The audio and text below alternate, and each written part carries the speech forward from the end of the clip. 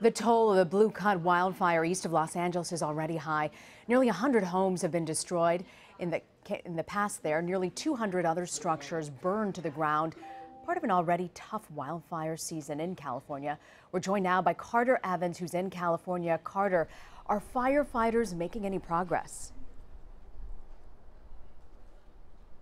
Well, they're making some progress. This fire is 68% contained, so it's in pretty good condition right now. But Rena, what I want to show you is this was a 37,000 acre fire, 46 square miles. It all started right here, right at this one location right here. And you can see the burn. You can see some of the pink on the trees. That's fire retardant. When the first airdrops tried to stop this fire from progressing, it didn't work. Now, here's one of the things that we found when we came here. Fire investigators have already been here.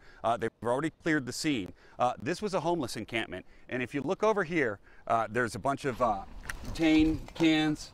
So there's a lot of accelerant around here, something that you could start a fire with. I'm not saying that this is how this happened, but this is something that fire investigators are looking into right now. And they say the fire started right around here, and you can see this debris, some of it's burned, and then it goes up the hillside. Now, what investigators are looking for here when they're looking at these fire ignition sources is they're trying to figure out burn patterns. They're trying to figure out the direction the fire went. And what I'm told is that it appears the fire started right around here and then went uphill. And how you can tell that is when you come and look at the burn patterns on the trees here.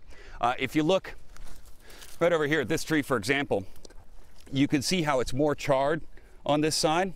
So that's basically showing you that the fire was moving in this direction. It's not as charred on the other side. And that's something that's really important for firefighters and investigators when they're looking into this, because they could tell the fire was moving in this direction and it didn't start down there and come down the hill. So that's how they were able to pinpoint this as the location of the ignition point of this fire.